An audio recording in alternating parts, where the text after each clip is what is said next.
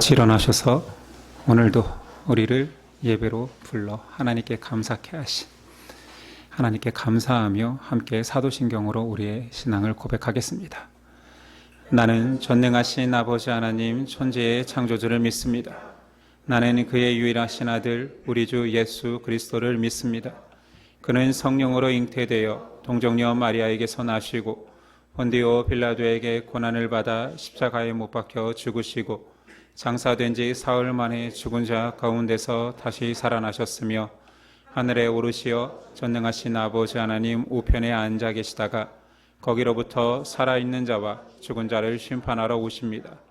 나는 성령을 믿으며 거룩한 공교회와 성도의 교제와 죄를 용서받는 것과 몸의 부활과 영생을 믿습니다. 아멘.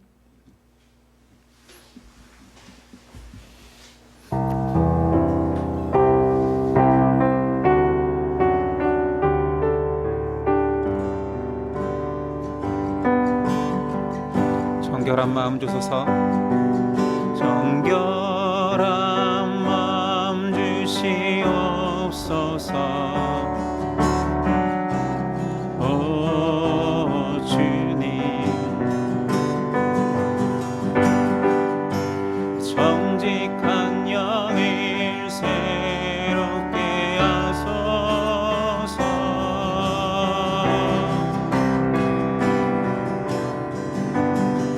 정결한 마음 주시옵소서. 오 주님, 정직한 영을 새롭게 하소서.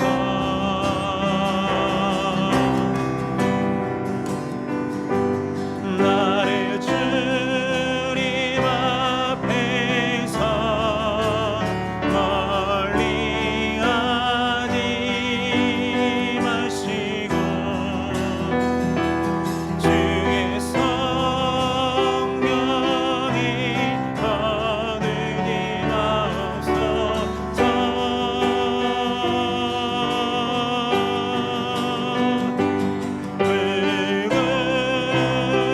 불구원의 기쁨 다시 회복시키시고 변치 않는 마음 내 안에 주소서.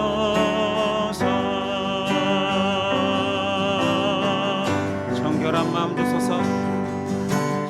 정결한 마음 주시옵소서.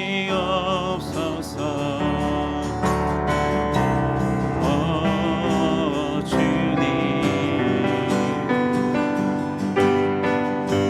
정직한 영을 새롭게 하소서.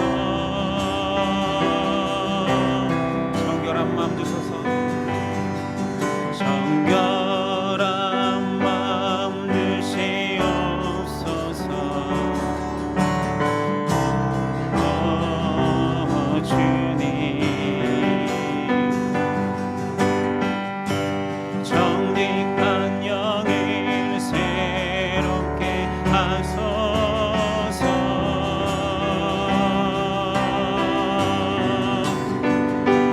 나를 주님 앞에서 멀리하지 마시고 주의 성령을 거두지 마옵소서.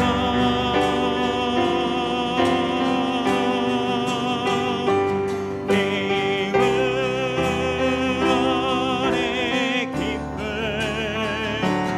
다시 회복시키시고 변치 않는 마음 내 안에 주소서. 나를 주님 앞에서 나를 주님 앞에서 멀리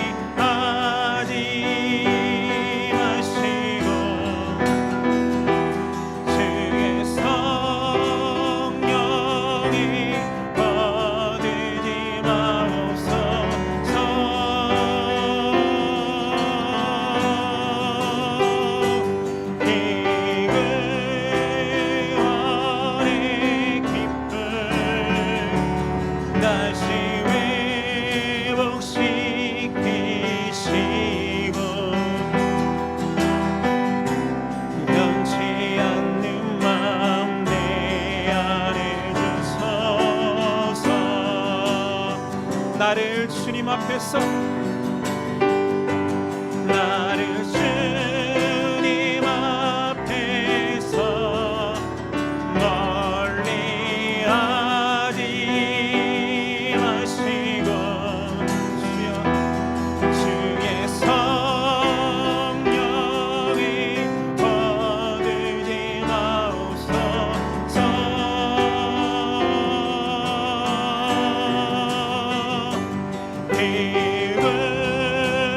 구원의 기쁨 다시 회복시키시고 변치 않는 맘 내 안에 주소서. 변치 않는 맘, 변치 않는 맘 내 안에 주소서.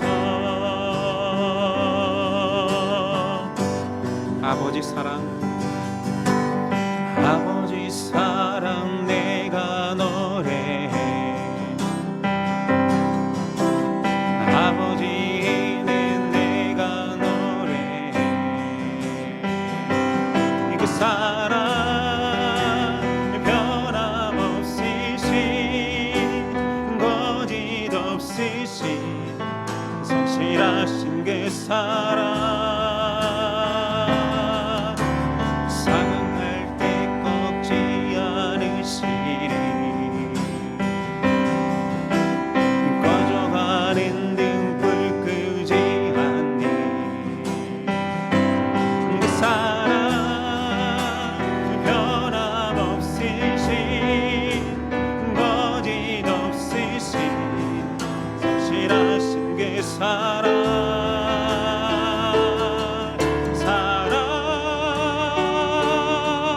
그 사랑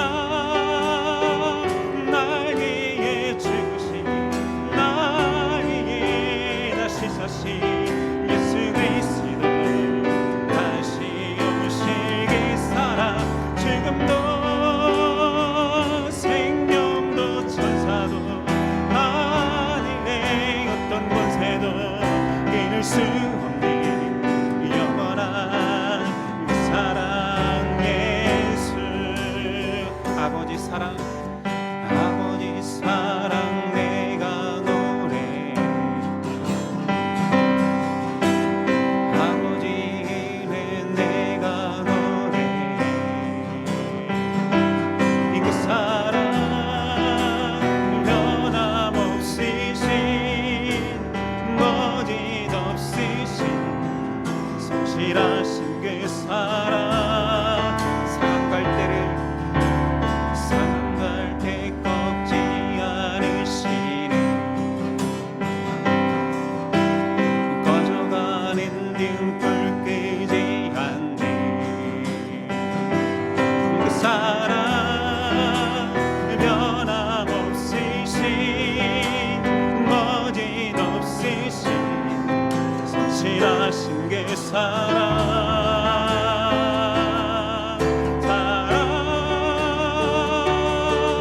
그 사랑 날 위해 죽으신 날 위해 다시 사신 예수 그리스도 다시 오신 그 사랑 지금도 생명도 천사도 하늘의 어떤 권세도 이룰 수 없는 영원한 그 사랑 예수. 그 사랑 날 위해 죽으신 날 위해 다시 사신 예수 그리스도 다시 오신 그 사랑 지금도 생명도 천사도 하늘의 어떤 권세도 이룰 수 없는 영원한 그 사랑 예수. 어린 양 찬양, 어린 양 찬양.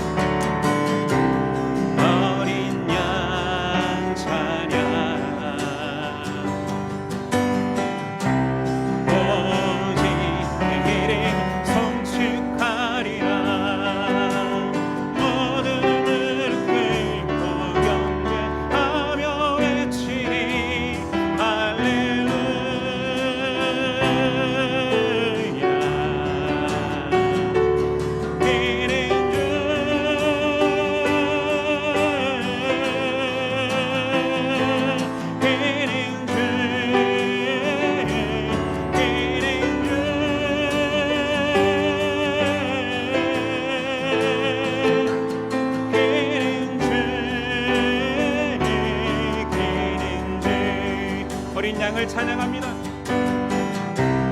어린 양 찬양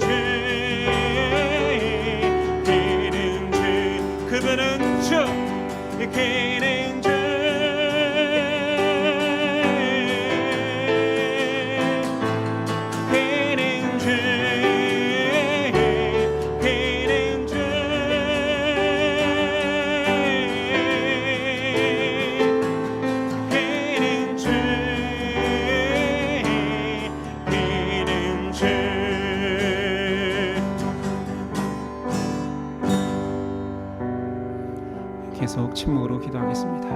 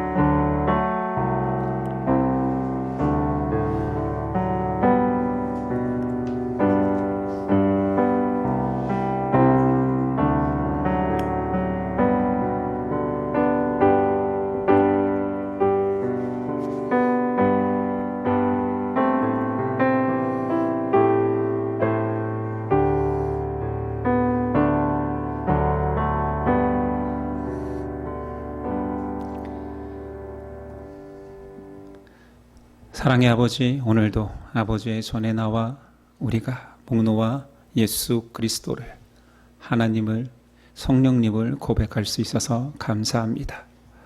우리의 고백 속에 하나님 기뻐하여 주시고 우리에게 더 귀한 믿음의 모습, 더 귀한 실천의 은혜를 허락하옵소서.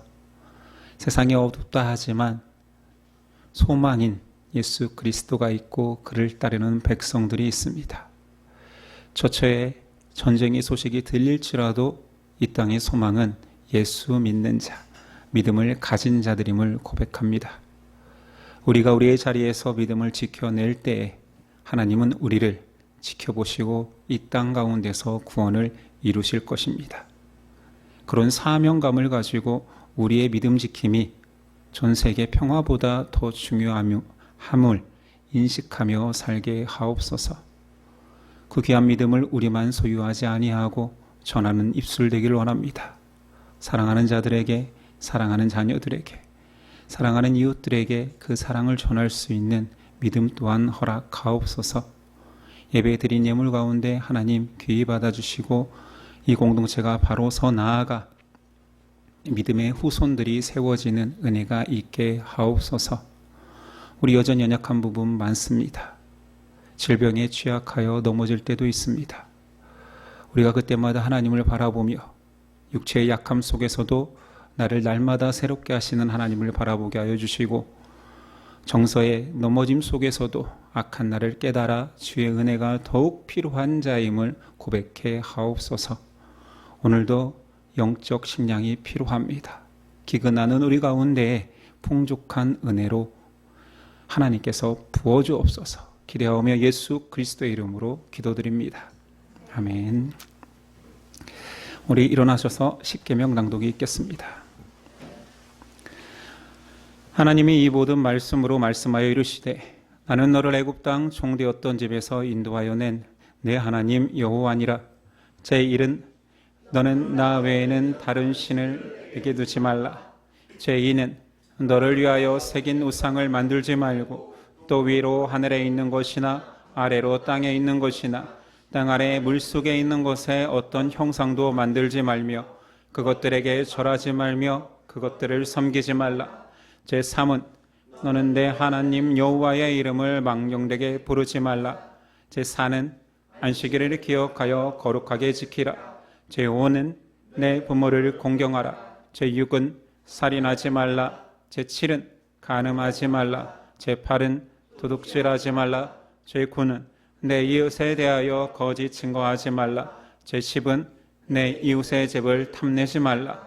예수께서 이르시되 내 마음을 다하고 목숨을 다하고 뜻을 다하여 주 너의 하나님을 사랑하라 하셨으니 이것이 크고 첫째 되는 계명이요 둘째도 그와 같으니 내 이웃을 내 자신같이 사랑하라 하셨으니 이 두 계명이 온 율법과 선지자의 강령이니라. 아멘.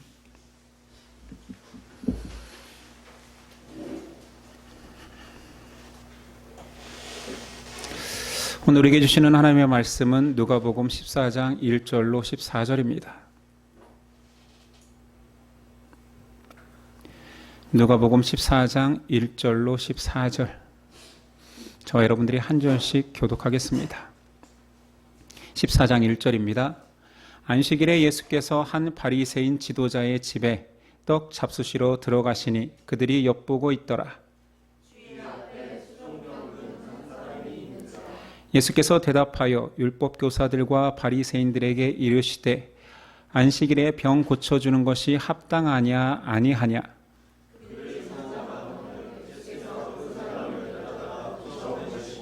또 그들에게 이르시되 너희 중에 누가 그 아들이나 소가 우물에 빠졌으면 안식일에라도 곧 끌어내지 않겠느냐 하시니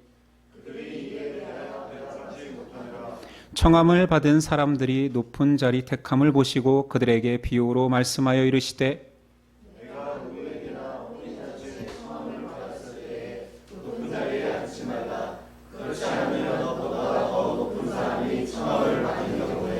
너와 그를 청한 자가 와서 너더러 이 사람에게 자리를 내주라 하리니 그때에 내가 부끄러워 끝자리로 가게 되리라.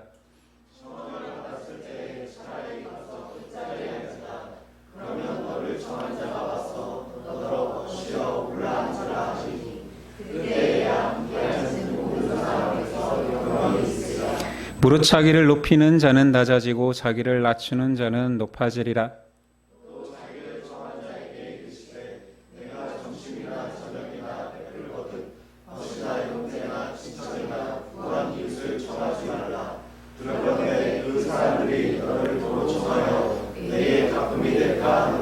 잔치를 베풀거든 차라리 가난한 자들과 몸 불편한 자들과 저는 자들과 맹인들을 청하라.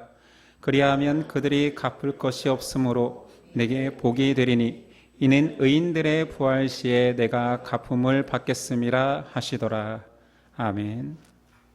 오늘 말씀의 제목은 높은 자리를 탐하는 인간. 높은 자리를 탐하는 인간이라는 제목으로 오늘 나누겠습니다. 오늘 말씀은 계속적으로 예수님께서 예루살렘으로 향하는 여정 중에 있는 일입니다. 바리새인 지도자가 예수님을 식사 자리에 초대하는 일이지요. 1절 안식일에 예수께서 바리새인 지도자의 집에 떡 잡수시러 들어가시니 그들이 엿보고 있더라. 뭔가 계속 반복되는 느낌이 들지 않습니까? 예수님은 벌써 바리새인에게 여러 번 식사 초대를 받았습니다. 두 번의 식사 초대가 이전에 있었습니다. 7장에 그 자리에서 향유 부은 여인이 등장하는 일이 발생했지요. 이때 바리새인들이 이 사람이 예수님을 지칭하는 거죠. 만일 선지자라면 자기를 만지는 이 여자가 누구이며 죄인인 줄 알았으리라 하면서 예수님을 무시한 일이 있었습니다. 두 번째는 11장에 식사를 초대했는데 손도 씻지 않고 음식을 접하는 것을 보며 율법을 범하였다 하면서 예수님을 책잡았죠. 이때 예수님이 그 초대한 바리새인을 향하여서 화 있을진저 너희는 평토장한 무덤 같다라고 이를 키웠던 일이 있었습니다. 세 번째 또 바리새인이 초대하면 자 여러분들은 가실래요? 안 가실래요? 누가 봐도 좋은 의도로 초대한 자리가 아니잖아요. 이쯤 되면 예수님께서 피하실 법도 한데 예수님은 갈등을 피하지 않고 또 초대에 응하셨습니다.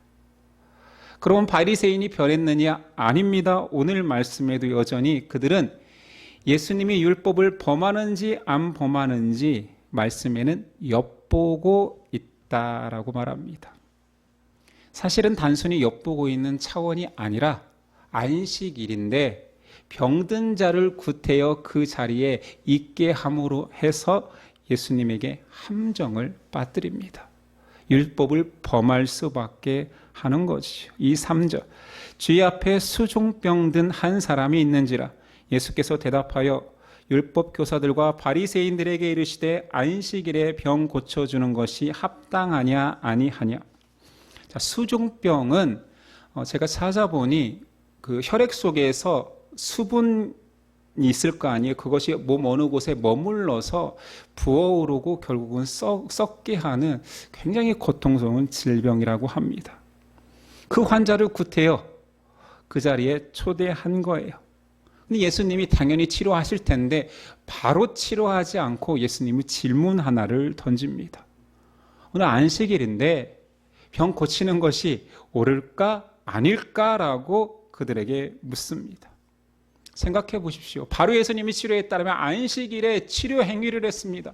안식일을 범했습니다 했을 텐데 반문하신 거예요. 너희라면 바리새인들아 너희는 고칠래 안 고칠래? 그들은 고칠 능력이 없기 때문에 그 환자를 위해 주는 척하면서 어차피 오늘이든 내일이든 계속 위해 주는 척만 하고 어차피 이 질병 계속 갈 텐데 안식일에는 고치지 말자 하면 되잖아요. 그런데 질문을 했으니 대답을 해야 되는 거예요. 바리새인아 안식일에 이 고통스러워하는 자가 있다. 너희는 치료하겠느냐 안 하겠느냐. 고치겠다고 하면 그들은 스스로 율법을 어기는 자가 되는 것이고 환자의 면전에서 고치면 안 됩니다 하면 그들은 존경받기를 좋아하는데 백성의 지도자들인데 아픈 자들이 고치지 마십시오 한다라면 오히려 책잡힐까 하여 아무 대답도 못합니다. 예수님 질문 하나로 스스로 함정을 만든 그들을 함정에 빠지게 하셨지요. 그리고 예수님 고쳐주십니다. 4절에서 6절까지 병자를 고치신 이후에 또 한 가지를 반문하시죠. 너희 중에 너희 자녀들 아들이나 소가 우물에 빠졌다라면 안식일에 건질래 안 건질래? 당장 빠졌다고 오늘 죽는 게 아니라면 내일 건질래? 묻고 있지요. 침묵할 수밖에 없습니다. 왜냐하면 그들이 수종병 환자를 그 앞에서 고치는 모습에 사실은 놀라지 않았을까요? 아무리 예수님을 책잡으라 불렸지만 그 신비로운 사건 앞에 그 권능 앞에 그들도 사람인지라 놀랐겠지요. 그리고 예수님의 반문에 네 자녀가 이런 상황이라면 넌 고칠래 안 고칠래 했을 때 아마 찔렸을 것입니다. 바리새인들은 자기 의가 강하고 자기 애가 강하잖아요. 그 말인즉슨 자녀는 자기입니다. 내 자녀가 난데 오히려 여느 사람들보다 바리새인들은 자녀를 더 사랑했을 가능성이 크지. 그 질문 앞에 아니요 나는 자녀의 아픔을 나몰라라 할 수 있습니다. 하루쯤 견디라고 할 수 있습니다. 그런 대답이 안 나오는 거지.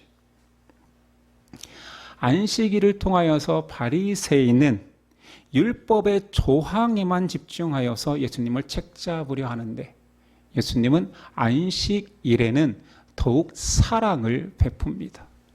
함정인지 알고 그걸로 인하여서 예수님의 고난이 커질 줄 알지만 사랑을 멈추지 않습니다.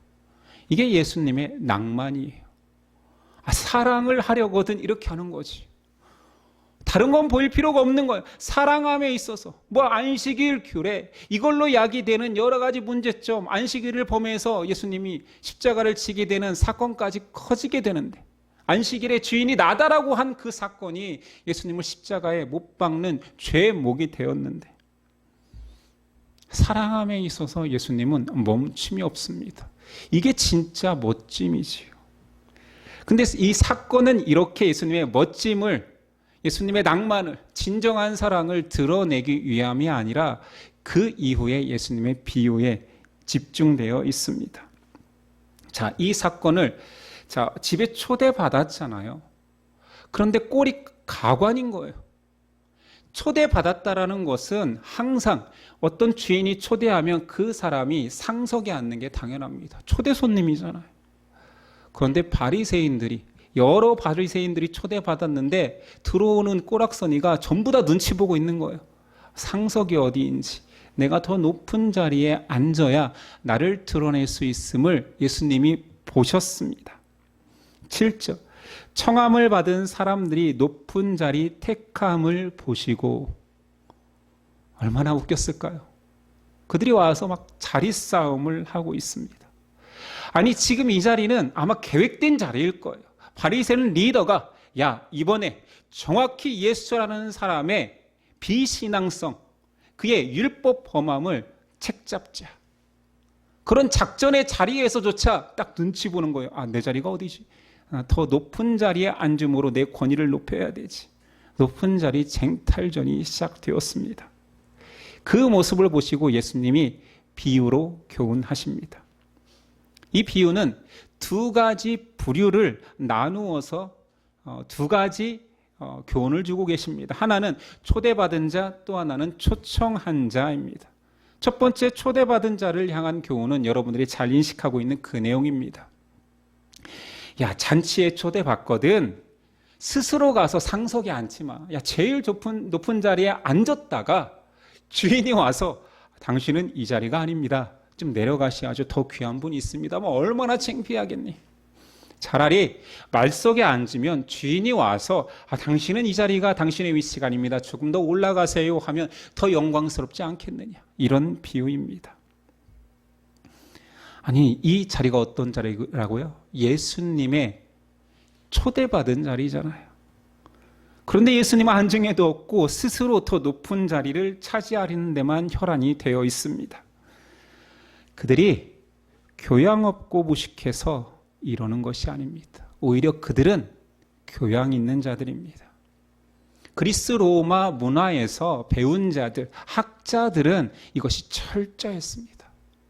가르치는 자가 제일 상석에 앉고 권위 있는 순서대로 그 가까이 앉고 제일 낮은 자가 밑에 앉게 되어 있습니다. 그게 그들의 교양이거든요. 한번 예를 들어 볼까요? 학교에, 대학교에 학회가 있다 칩시다. 초대받은 자는 당연히 제일 상석에 앉아야겠지요. 발표자니까요. 그 다음 옆에 누가 앉겠습니까? 교수. 그 다음에는 강사, 대학원생, 학부생은 세미나에 초대받지 못합니다. 물론 들어갈 수는 있겠지만 그의 자리는 배정되어 있지 않겠지요. 그것을 철저하게 지키던 바리새인들인데 오늘 예수님을 초대한 자리인데 예수님을 깡그리 무시합니다. 물론 예수님을 무시할 수밖에 없는 그들의 생각이 있기 때문에 그랬을 수도 있고, 아니면 마음속에 나는 예수님과 동급이거나 아니면 내가 그보다 더 높다, 존경받아 마땅하다 생각할 수도 있습니다. 그러니까 예수님 죽일 수 있는 거지요. 이단 사설을 전하는 죄인인 거지요. 자, 여기서 바리새인은 그런 초청자를 함부로 대하는 예의 없는 사람이어서 악한 자라는 것을 보여주는 게 아닙니다. 앞에서도 바리새인에 대해서 계속 나누었듯이 바리새인은 하나님의 창조 계획과 그분이 보내신 예수 그리스도를 필요 없어 하기 때문에 교만하고 악인인 것입니다. 오늘 초대받은 자의 첫 번째 결론은 11절입니다. 무릇 자기를 높이는 자는 낮아지고 자기를 낮추는 자는 높아지리라. 자, 이 말씀을 잘못 이해하면 아주 그냥 피상적으로 또는 그냥 자구적으로만 해석하면 어떤 자리에 초대받거든 겸손하게 낮은 자리를 앉으라는 얘기지 겸손하라는 얘기지 아닙니다. 예수님은 그렇게 도덕적으로 윤리를 가르치기 위해서 말씀을 기록한 적이 없어요. 전하신 적이 없어요. 근데 우리는 도덕적인 것이 경건하다 여겨서 계속 도덕적으로만 보는 거예요. 낮은 자리를 앉으면 겸손하니까 더 높은 자리로 초대받아, 인도받아, 높아질 거야. 절대 아닙니다. 이 말씀은 낮은 자리에 있는 자를 높일 수 있는 주인이 있다. 스스로 높은 자리에 앉았지만 그것을 끌어내릴 수 있는 주인이 있다입니다. 인간이 아무리 자신을 수양하고 높인다 할지라도 스스로 높아졌다 할지라도 그 주인에 의해서 내려가라면 내려갈 수밖에 없는 것을 말하는 것입니다. 반대로 아무리 미천하고 낮은 자리에 있는 자라 할지라도 주인이 와서 너는 가장 높은 곳에 앉으라 하면 앉게 되는 것입니다. 사람에게 주인이 있음을 알리는 것이지요. 모든 사람은 주인에 의해서 높아지거나 낮아진다는 말입니다. 근데 이 본문을 다 겸손해라. 이걸 정말론적으로 해석한다면 무슨 말입니까? 마지막 때에 하나님께서 세상에 미천한 자, 스스로 낮을 거라고 여겼던 자를 너는 내가 높이겠다, 너의 자리가 준비되어 있다 하면 천국에 들어가는 것입니다. 아무리 경건하게 살고 종교인이라 할지라도 너는 높은 자리에서 네 자리를 추구했지 낮아져라 하면 지옥 가는 것입니다. 그러니 개혁교회에서 말하는 선택교리가 이 말씀에 들어있는 것이지요. 자, 두 번째 교훈 대상은 이 잔치를 배설한 초대자입니다. 12절. 또 자기를 청한 자에게, 그러니까 호스트에게 말씀하시는 거예요. 너 지금 친한 사람을 불렀지, 너와 같은 부류의 사람들을 초청했지만 그러지 말고 사회적 신분이 낮고 네가 미천하다 여기는 사람들을 오히려 초대하라 말씀하십니다. 당시에는 상호 초대의 풍습이 있었습니다.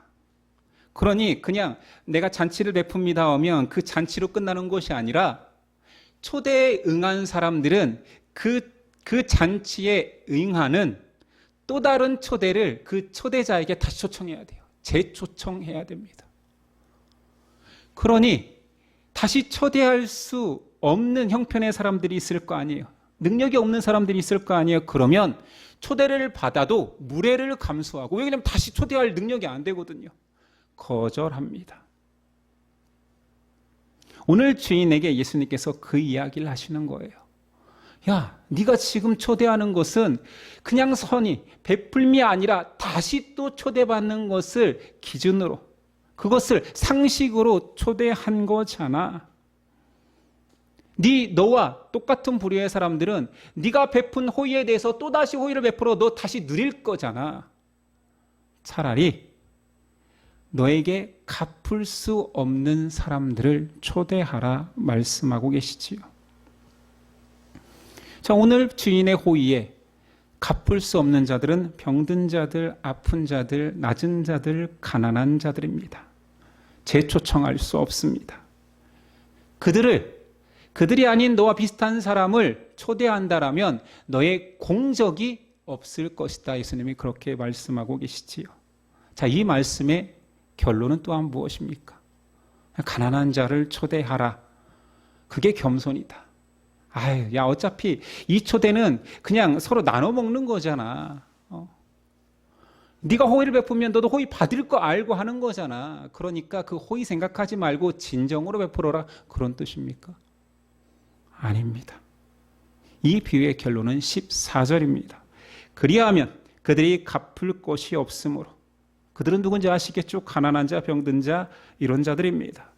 내게 복이 되리니 이는 의인들의 부활 시에 내가 갚음을 받겠음이라 하시더라. 야, 그들은 못 갚아. 어차피 못 갚아. 능력이 없는데 어떻게 너희한테 다시 호의를 베풀겠니?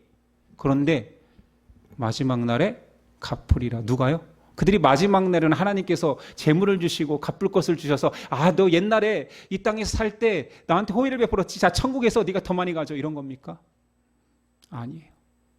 하나님이 다 직접 대신 갚으시겠다라는 것입니다.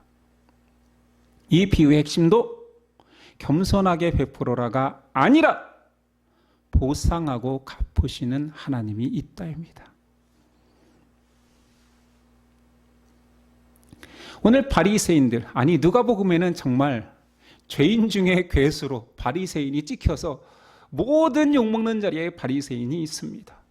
이유는 사람의 죄성을 대표하는 자들로 바리새인이 나오는 거지요. 그들은 어떤 자이기 때문에 그런 죄의 대표자가 되었습니까?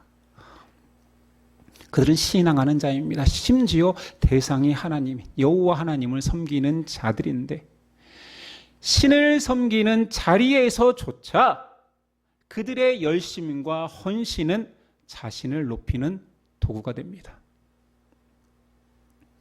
이게 창세기 처음부터 인간을 폭로하는 모습이죠.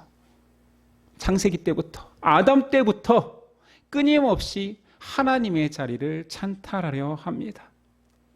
지금 시대에 와서 종교 지도자들조차 높은 자리에 앉기에 혈안이 되어 있습니다. 그럼 이때뿐이었나? 아닙니다. 더 뒤져보면 그 높은 자리를 좋아하는 바리새인 모습이 계속 등장합니다. 마태복음 23장 5절이야. 예수님 바리새인과 서기관을 향하여서 그들의 모든 행위를 사람에게 보이고자 하나니 곧 그 경문의 띠를 넓게 하며 옷수를 길게 하고 잔치의 윗자리와 회당의 높은 자리와 시장 안에서 문안받는 것과 사람들에게 랍비라 칭함받는 것을 좋아하느니라. 그들은 율법을 지키는 이유도 존경받기 위해서, 높은 자리에 오르기 위하여서, 종교적 모든 열심도 기도하는 것도 존경받기 위해서라고, 높아지기 위함이라고 예수님 밝힙니다. 그들의 결론은 오늘 말씀하고 똑같은 거예요. 내가 너희를 낮은 자리로 끌어내리겠다. 너희 한번 올라갈 때까지 올라가 봐. 한번 존경받아봐. 한번 종교 지도자로서 많은 사람들에게 경건하다고 칭을 받아봐. 내가 끌어낼 테니까. 이렇게 예수님이 결론을 내버리면 문제는 남아있는 우리입니다. 여러분, 이 말씀 어떻게 적용하실래요? 도대체 어떻게 신앙하라는 말입니까? 바리새인을 이렇게 자근자근 밟아놓고 씹어버리면 바리새인이 했던 모든 것들이 지금 우리가 신앙생활하면서 열심 내는 것들인데 그것들이 높아지기 위한 수단이라고 말해버리면 우리는 어떤 열심을 낼 수 있습니까? 그리고 이 말씀을 여러분이 진실로 듣는다라면 어떻게 살아야 됩니까? 우리가 알고 있는 것은 그건데, 바리새인의 규례를 따라가는 것이 경건인데 예수님 그것이 높은 자리에 오르기 위한 열심이라 말합니다. 예수님이 원하시는 낮아짐이 무엇일까요? 오늘 본문 11절, 자기를 높이는 자는 낮아지고 낮아지는 자는 높아지리라는 그 말씀을 결론으로 가지고 있는 누가복음 말씀이 또 있습니다. 누가복음 18장입니다. 10절 이하에 두 부류의 사람을 비교하며 높은 자, 낮은 자를 명명합니다. 읽어보겠습니다. 두 사람이 기도하러 성전에 올라가니 하나는 바리새인이요 하나는 세리라. 바리새인들은 서서 따로 기도하며 이르되 하나님이여 나는 다른 사람들 곧 토색, 불의, 간음을 하는 자들과 같이 아니하고 이 세리와도 같이 아니함을 감사하나이다. 나는 일해에 2번씩 금식하고 또 소득의 11조를 드리나이다 하고, 세리는 멀리 서서 감히 눈을 들어 하늘을 쳐다보지도 못하고 다만 가슴을 치며 이르되 하나님이여 불쌍히 여기소서 나는 죄인이로소이다 하였느니라. 내가 너희에게 이르노니 이에 저 바리새인이 아니고 이 사람이 의롭다 하심을 받고 그의 집으로 내려갔느니라. 무릇 자기를 높이는 자는 낮아지고 자기를 낮추는 자는 높아지리라 하시니라. 바리새인은 스스로 높아지고 할 수 있는 모든 신앙행위, 선을 추구하고 아니 토색도 안 한대요. 도둑질도 안 합니다. 불의를 행하지도 않고 간음하지도 않습니다. 그런데 세리는 반대로 처음부터 걸려요. 이스라엘 사람들에게 세리는 세금을 뜯어내는 로마의 하수인입니다. 토색하는 자들의 대명사가 세리예요. 그들은 토색하는, 지금도 범죄를 저지른다고 생각하는 자들이에요. 그런데 바리새인들이 높은 자요, 세리가 낮은 자다. 결론적으로 나는 낮은 자를 높이고 높인 자를 낮출 것이다. 바리새인이 뭘 하고 있는데요? 최선을 다해 율법을 지키고 있습니다. 범죄를 저지르지 않기 위해서 그들은 결심하는 자들이에요. 기도하는 자들입니다. 그런데 그들의 모든 열심이 높아지기 위한 열심이래요. 낮아지기 위한 열심이 보입니까? 그럼 낮아지기 위해서 뭘 하라는 거예요? 그냥 세리의 태도로만 봅시다. 감히 하늘을 바라보고 하나님을 향해 기도할 자격도 없어서 가슴을 치면서 하나님이여 나를 불쌍히 여기소서. 나는 죄인입니다. 그런데 예수님이 그 사람을 내가 마지막 날 높일 낮은 자야. 아니 제 직장을 때려치우겠습니다. 이것은 죄잖아요. 토색하는 것이잖아요. 여러분들이 바리새인이 예전에 선명했는데 기억할지 모르겠습니다. 그들은 로마가 징수하기를 원하는 금액을 준 다음에는 자기 능력껏 세금을 뜯어서 자기 이익을 챙기는 자들입니다. 기준이 없어요. 로마의 상납금만 맞추면 돼요. 그러니 얼마나 돈의 혈안이 될수록 사람들을 착취하겠습니까? 여러 가지 세를 스스로 만듭니다. 예전에 말했죠. 마차가 굴러가기 위해서는 마차세까지 내야 된다고. 그런데 어떻게 이 의인이라 칭함받는 이들이 낮은 자가 될 수 있습니까? 여러분들의 상식을 완전히 깨부숴야 돼요. 하나님이 생각하는 높은 자, 낮은 자 그 기준을 바꿔야 돼요. 높은 자, 낮은 자는 행위의 선함에 있지 않습니다.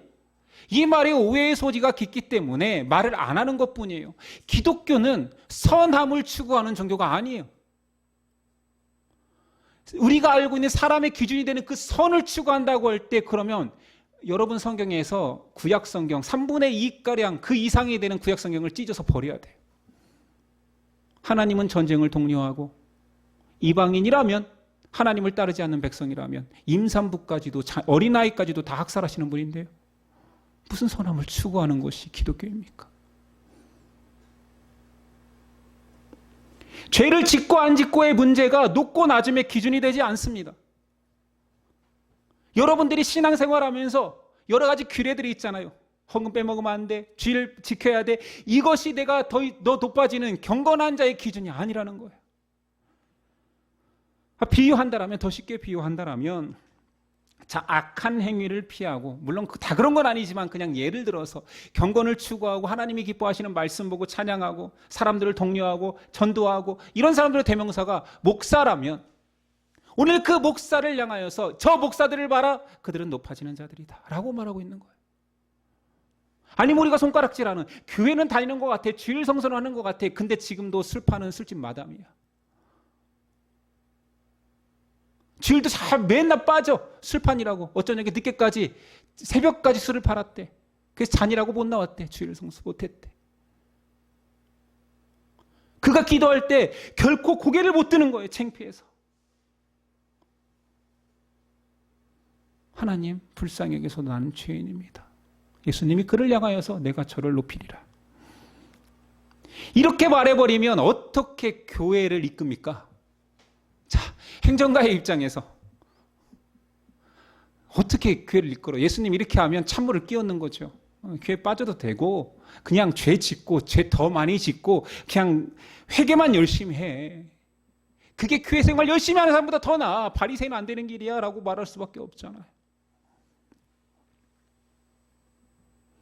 예수님은 인간의 모든 종교 열심까지도 지금 깨뜨리고 있습니다. 여기서 말하고 싶은 것은 사람의 죄성이에요. 사람은 종교로도 신앙으로도 자기를 높일 수 있는 교만한 존재입니다. 아담의 원죄 때문에 여러분이 지옥 가는 것이 아니라 아담과 똑같다라는 거죠. 완벽하게 똑같아서 어마어마한 풍요를 누리게 할지라도 결국 그의 눈은 하나님의 자리를 앉고 싶어하는 존재라는 것입니다. 성경을 그것을 계속 폭로합니다.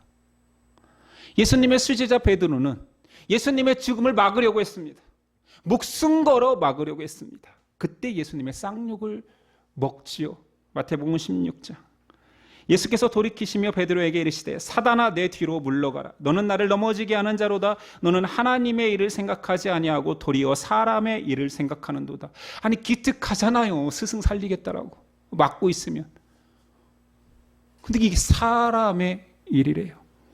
자기 높임이라는 거지요. 너 결국 나를 막으려고 하는 것은 내가 왕 되어서 너도 높은 자리를 기대하는 거 아니야. 다른 제자들처럼. 예루살렘에 와서 그들이 싸운 적이 있습니다. 누가 더 높은 자리에 앉을까요? 말씀이 계속됩니다. 이 예수께서 제자들에게 이르시되 누구든지 나를 따라오려거든 자기를 부인하고 자기 십자가를 지고 나를 따를 것이니라. 베드로야, 너 지금 너 높이고 있는 거야. 이 마귀 같은 짓을 하고 있어. 자기를 부인하는 것이 낮아지는 것이란다. 요한은 말합니다. 요한복음 6장. 제자들이 묻습니다. 어떻게 하여야 하나님의 일을 하오리이까? 가서 복음을 전하라. 열심히 전도해라. 나를 전해라. 이러지 아니하고 예수께서 대답하여 이르시되 하나님이 보내신 일을 믿는 것이 하나님의 일이니라 하시니라. 우리가 어떻게 헌신할까요? 우리 지금 목숨 바칠 준비가 되어 있습니다. 뭘 할까요? 가만히 있어. 나 좀 믿어. 동의가 되십니까? 현대 신앙인들은 가만히 있으라고 하면 미치려고 해요. 아무것도 안 하는 것 같고 막 스스로 막 작아져요. 저기는 이것도 하고 저긴 저것도 하고 해외 나가 선교도 해야지. 가만히 어떻게 있습니까? 가만히 있어. 나를 좀 믿어. 앉아서 믿으라고 하면 잠깐만요. 예수님 저 바쁘잖아요. 야, 내 말 좀 예배 때 들으면 안 될까? 제가 지금 청년부, 중고등부 교사하고 있잖아요. 교사하는데 무슨 예배가 지금 거기가 예배지. 너희는 사람의 일을 생각하는도다. 예수를 믿는 것이 하나님의 일이라. 여러분 그렇게 살고 계십니까? 예수는 진짜 믿습니까? 고등학교 때 전교 회장이었던 친구 하나가 제게 야, 교회 다니는 사람들 믿음 하는데 믿음이 뭐냐? 그래서 제가 그렇게 설명을 했어요. 물론 잘 설명한 건 아니죠. 저도 고등학생이었으니까. 우리는 예수님을 하나님의 아들이라고 믿어. 우린 예수님을 믿으면 구원받는다고 믿어. 이게 믿음이야. 뭐야? 세상에서 쓰는 믿는다의 말과 똑같네? 그거야. 믿습니까? 예수님의 말씀을 믿습니까? 오늘 말씀은 사람의 죄의 본질을 이야기합니다. 너희는 아담하고 하나도 변하지 않았어. 그대로야. 너희는 기회만 되면 이쁜 짓, 거룩한 행위라고 하는 그 모든 것들을 통하여서 너희를 높이려고 할 거야. 바리새인이 높은 자리를 탐하는데 저 꼬락서니 봐라 손가락질하는 너희가 그렇게 살고 있잖아. 겉으로는 겸손한 척, 열심히 있는 척, 헌신한 척 하지만 그것이 너를 위한 거 아니니?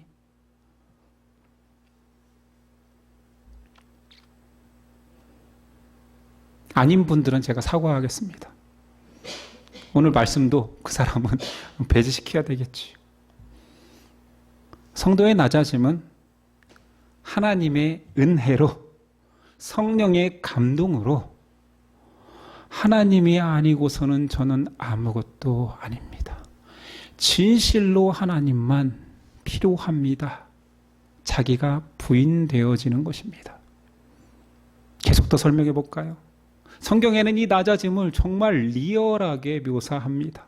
앞에서도 등장했던 베드로를 다시 한번 꺼내볼까요? 왜 베드로에게 그 수치스러운 짓을 하게 했고 성경에 기록했을까요? 예수님을 3번이나 부인하는. 자, 그러면 전승에 보면 베드로는 십자가에 못 박혀 죽을 때 나는 예수님과 같이 똑바로 못 박혀 죽을 수 없다. 나를 거꾸로 매달라 달라. 거꾸로 십자가, 역십자에 못 박혀 죽은 그 베드로의 모습은 왜 성경에 없습니까? 그게 더 헌신되고 더 아름답잖아요. 감동적이잖아요. 왜? 3번이나 부인한 이 베드로를 영적 쓰레기를 만들어서 기록하고 있습니까? 스로보니게 여인 기억하십니까? 아니, 사람이 주인의 종, 하나님을 주인, 주님이라고 고백하는 자의 모습도 아름다울진데 스로보니게 여인은 나는 당신의 종도 아닙니다. 상에서 떨어지는 부스러기를 먹는 개일 뿐입니다. 라고 했을 때 예수님이 그의 믿음을 칭찬했고 내 말씀이 기록되는 곳에 영영이 이 여인의 믿음이 기록될지라. 종도 아니요 나는 개일 뿐입니다. 왜 성경은 이런 것들을 칭찬하고 있죠? 오늘 세리는 바리새인들은 경건한 모든 것들을 하고 죄를 다 피해가고 있는데 죄 짓고 있는 중에 고개를 들지 못하고 하나님만을 의지하는 그 하늘을 쳐다보지도 못하는 부끄러워서 나는 죄인입니다. 나를 불쌍히 여기소서 했던 것들을 왜 예수님은 예로 들어 칭찬하고 계실까요? 바울은 어떻습니까? 바울은 심지어 종교학자들은 신약의 바울교를 창시한 사람이라고 말합니다. 예수를 신격화해서, 물론 종교학에서 말하는 거지 기독교 아닙니다. 신학을 말하는 게 아니에요. 바울에 의해서 예수는 신이 되고 바울 신학이 지금 기독교인들이 믿는 거라고 비판합니다. 그 정도로 절대적인 역할을 하고 있지.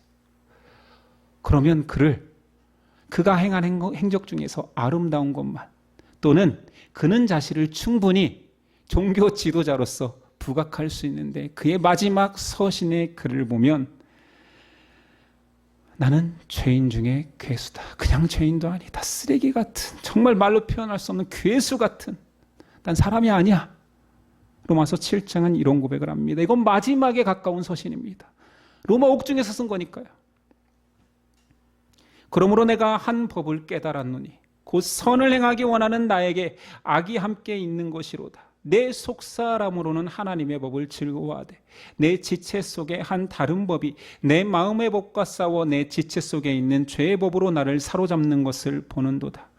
오호라, 나는 공고한 사람이로다. 이 사망의 몸에서 누가 나를 건져내랴. 이게 영적 대가의 마지막 고백이라고 믿겠습니까?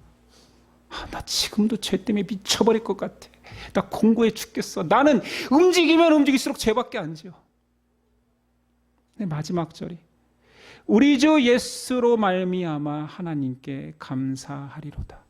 이게 정답인 거지. 야, 내가 아시아를 다 복음화시켰어. 내가 세운 교회가 몇 개인지 알아? 그게 아니라 오라, 나는 공고한 자다. 나는 죄에 빠져서 정말 답이 없는 존재다. 그러나 우리 주 예수 그리스도로 말미암아 하나님께 감사한다. 예수님만 나의 답이다. 이것이 기독교의 낮아짐입니다. 겸손 떠는 게 낮아짐 아니에요. 이것을 조금이라도 아는 사람들은 교회 안에 착하고 겸손한 사람들을 밉다 할 수 없지만 그것이 믿음이 아닌 것을 압니다. 어줍지 않게 헌신하고 봉사하고 이쁜 사람들이 이쁜 짓 알지요. 그런데 그것이 기독교의 본질이 아님을 알아요. 칭찬해 줄 수가, 물론 귀하지요. 저는 경영자, 교회 리더죠. 아니, 헌신하겠다라는데 전도하고 열심히 내고 헌금 많이 하는데 그냥 이쁘죠. 얻고라도 다닐 수 있어요. 죄송합니다. 오늘 말씀하고 좀 많이 다른데 솔직히 얘기하면 제가 예전에 그런 적이 있어요. 제가 아는 선배 목사님한테 거기는 11조를 얼마나 해? 몇 %나 해? 11조 거의 안 해. 정말 11조는 10분의 1만 하는 건가 봐. 성도의 10분의 1이 11조에도 교회는 정말 든실한 교회입니다. 그러면서 그 형님이 하시는 말씀이 저니까, 근데 이런 데서 말하면 안 되는데 한 말이, 야, 그래도 11조 하는 교회는 이상하게 더 이뻐. 제가 부인했을까요? 안 했을까요? 저는 저를 스스로 쓰레기를 만드는 그런 짓은 안 하렵니다. 사실은 저는 11조를 누가 하는지 잘 모릅니다. 저는 헌금 결산만 보고 물론 봉투가 있는지 없는지만 보지 봉투를 열어보지도 않습니다. 다행이죠. 안전하지요. 여러분들을 색안경 전 분명히 제가 장부를 본다라면 색안경을 낄 것 같아요. 전 그런 사람인지 알기 때문에 저는 민감하거든요. 그래서 장부를 보지 않을 뿐입니다. 저를 알기에, 제 못된 성향을 알기에. 그래서 여러분들이 하는지 안 하는지 잘 모릅니다. 다행이지요. 낮아짐은 종교 행위를 열심히 하는 걸로 표현되는 게 아니고 성향상 이쁜 짓 하고 성향상 착한 사람들이 있잖아요. 겸손한 사람들이 있잖아요. 그것이 성경이 말하는 겸손하고 아주 거리가 멉니다. 전혀 다르지요. 세상의 겸손하고 기독교가 말하는 예수님이 요구하는 겸손은 다릅니다. 기독교가 말하는 겸손은 뭐라고요? 주님을 필요로 하는, 나의 무능을 인정하는 절대 의존적 존재이기에 어린아이처럼 나 예수님 없으면 못 살아요. 예수님 없으면 저는 아무것도 아니에요. 쓰레기입니다. 죄인 중에 괴수입니다. 고백하는 것이 기독교의 겸손이에요. 기독교의 겸손을 말로 표현한다면 그냥 나는 절대 무능의 존재이기에 이 절대적인 무능이 하나님이 아니고서는 해결되지 않습니다. 답이 없습니다라고 말하는 것입니다. 성경은 그것을 폭로하고 있지요. 13, 14절. 잔치를 베풀거든 차라리 가난한 자, 몸 불편한 자. 옛날 성경에는 이게 병신들이라고 써 있었어요. 저는 그게 더 와닿아요. 뭐 이렇게 세상을 인본주의적으로 이렇게 막 배려하면서 씁니까? 가난한 자, 병든 자, 병신들, 저는 자, 맹인들. 그게 우리 영적 상태니까 그렇게 써도 되지요. 그들을 청하래요. 그들은 갚을 게 없습니다. 하나님 앞에 나와서 자, 다음에 내가 당신을 초대해서 더 귀한 것들로 정성스레 대접하겠습니다. 이럴 게 없어요. 그런 자들을 초대하래요. 잔치에 재초대할 수 없는 그 조건을 가진 자.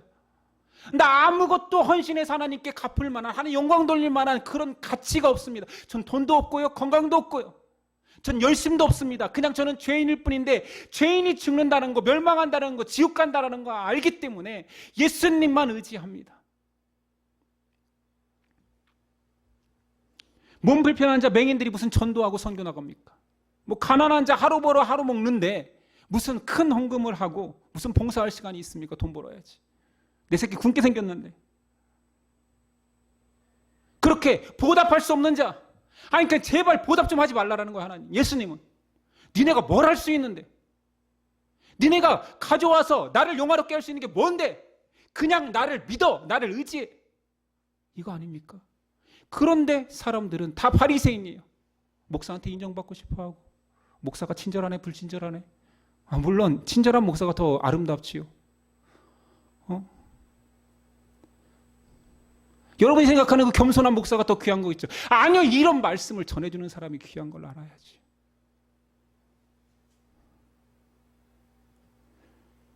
저를 높인 겁니까? 역시 저도 죄인일 뿐이었습니다. 저 같은 죄인에게 뭐 인정받고 싶어 하십니까? 하나님 앞에서 무능을 철저하게 고백하시고 그것이 회개고 그것이 기도입니다. 결론은 하나님께서 우리의 사람의 자리를 정하십니다. 말석과 상석은 하나님께서 결정하십니다. 여러분의 이쁜 짓으로 결정되지 않습니다. 인본주의화된 기독교에서는 이쁜 짓 많이 해라, 헌신해라, 하나님이 더 기뻐하신다, 심지어 복도 준다, 자녀도 형통한다, 건강한다, 오래 산다. 오래 사는 게 복입니까? 오래 사는 것은 의술에 의해서 돈 많으면 오래 삽니다. 하나님의 능력 필요 없어요. 하나님이 낮추시기로 한 자는 제 아무리 높아져도 낮출 것이요, 높이기로 한 자는 제 아무리 천하고 낮아진다 할지라도 높이십니다. 이것이 오늘 말씀의 주제요, 핵심입니다. 우리 서로 높이려 하는, 어줍지 않게 겸손 떨고 어줍지 않게 하나님께 인정받으려는 모든 행위를 멈춥시다. 뭘 하라고요? 고백하십시오. 나 주님밖에 없습니다. 진실로 고백하십시오.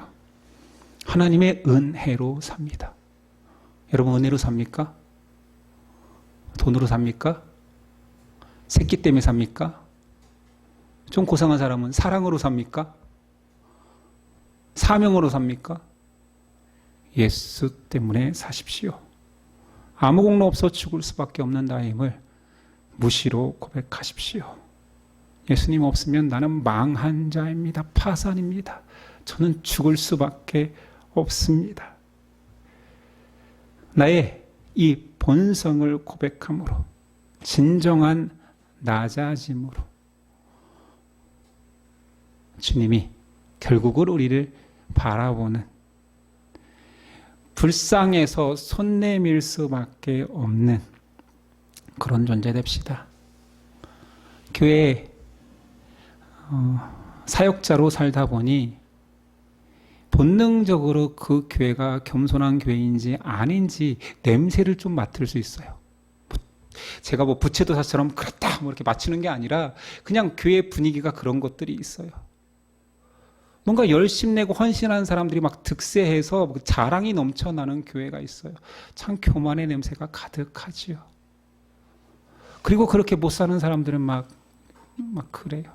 이야기하고, 왜 저 사람은 저렇게 살까? 심지어는 우리 경건하다 칭하는 우리 권사님들은 부목사도 평가합니다. 저 부목사는 왜 저렇게 살까? 심지어 담임 목사 비판하는 성도들 너무 많으니까 우리 목사님은 왜 저렇게 살까? 우리가 그렇지 않습니까? 그 말이 뭡니까? 나는 그렇게 살지 않는다. 우리 교회는 왜 저렇게 살까? 뭐 해야 됩니까? 뭘 해야 됩니까? 우리 해외 선교 다녀야 됩니까? 10명이라도 모아서 가야 됩니까? 해외여행 잘 다니세요. 견문 넓히시고, 예수 믿지 않는 사람들이 얼마나 비참한지를 영적으로 좀 깨달으시고, 진정한 겸손의 향기, 나는 그리스도 아니면 죽는 자입니다를 고백하는 저와 여러분 됩시다. 그것이 예수님을 믿는 하나님의 일입니다. 기도하겠습니다.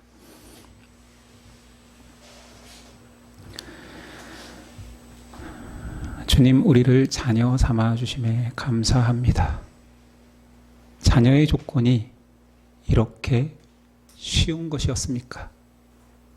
아니, 자녀의 조건이 이렇게 어려운 것이었습니까? 차라리 헌신하라 하면 일정 부분의 봉사가 쌓이면 하나님이 기뻐해 주시고 자녀 삼아 주시면 할 수 있겠는데, 아니, 낮아지라니요. 세상이 높아지기를 원하는데 낮아지라니요. 이래서 믿음이 더 어려운 것 같습니다.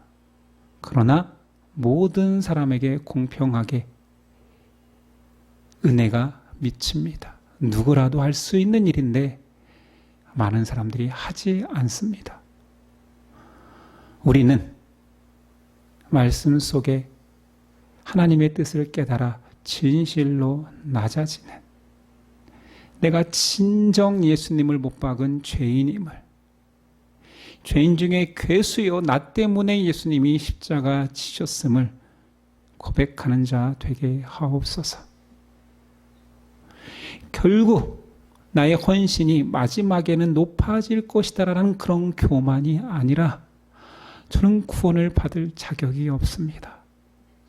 이런 제가 어떻게 예수님 보혈의 피로 씻김 받습니까? 라는 고백이 있는 우리 되게 하옵소서. 우리의 의지와 열심으로는 불가능한 일이지만 성령님 오늘 우리를 감싸 주셔서 그 은혜에 빠져들게 하옵소서. 감사하며 예수님의 이름으로 기도드립니다. 아멘. 일어나서 결단 찬송 드립니다.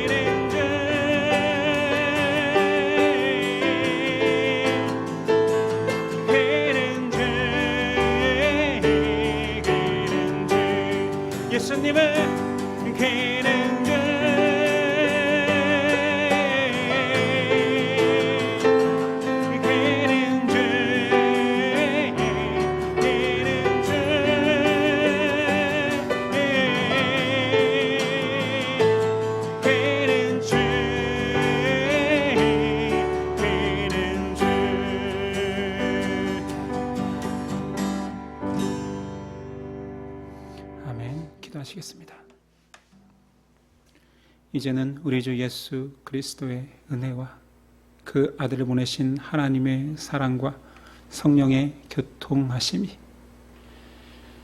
주님이 없으면 죽을 수밖에 없는 죄인임을 고백하는 우리 가운데 지금부터 영원까지 함께 하시기를 간절히 축원하옵나이다. 아멘.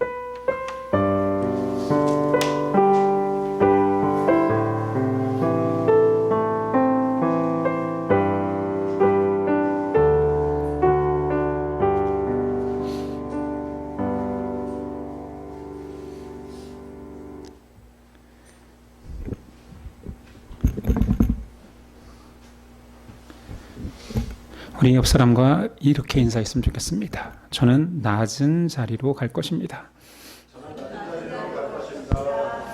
네, 우리가 진실로 그런 모습으로 살았으면 좋겠습니다. 오늘 오후는 첫째 주 전체 모임이 있고요. 가을 MT가 정확히 픽스되지 않은 것 같습니다. 회의에서 정했으면 좋겠습니다. 수요 성경 공부는 이번 주가 아니라 다음 주부터 진행되도록 하겠습니다. 예배를 마치겠습니다. 한 주간도 승리하십시오.